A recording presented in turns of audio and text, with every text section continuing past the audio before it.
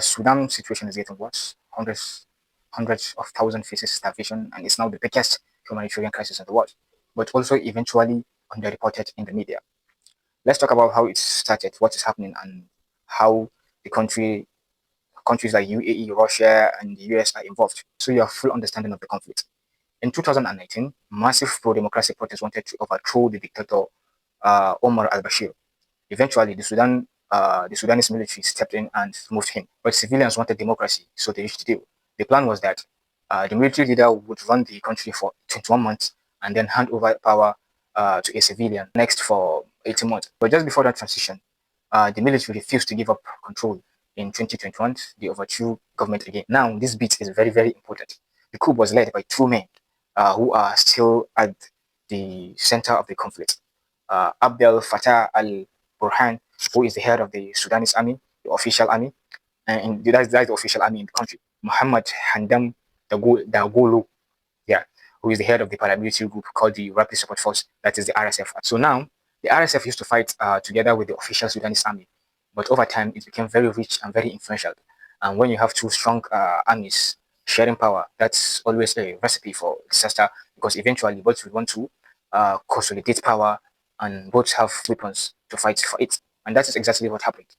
Both started fighting each other and war escalated very quickly and fell into this horrific civil war. Cities collapsed, civilians get trapped. More than 150,000 above people have been killed. Over 12 million had to leave their homes, and according to some reports, half a million children have died from starvation. The country is now split. Some areas are controlled by the Sudanese army, some areas by the RSF, and others by small groups. Now, the question of genocide. RSF have been active before the civil war and was accused of crimes against humanity in other multiple conflicts. Sudan is very, very ethnical, diverse country, and have Human Rights Watch says attack by RSF on non-Arab communities could show genocide intent. In 2024, the UN found war crimes by both sides, but didn't call it a genocide.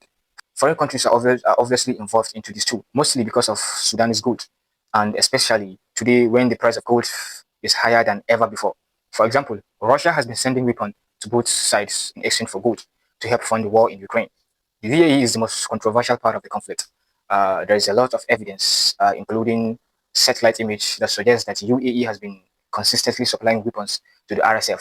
They deny it, but the UN says the evidence is credible. The US, under Bennett administration, say that RSF did commit genocide. The Trump administration still agree with that.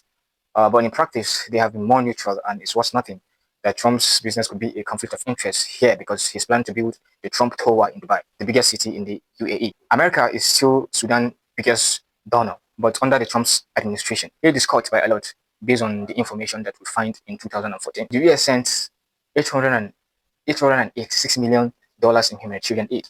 This year, they committed 334 million, which is 62% cut according to media reports. This force has hundreds of soup kitchen enclosed. So it's all foreign shit.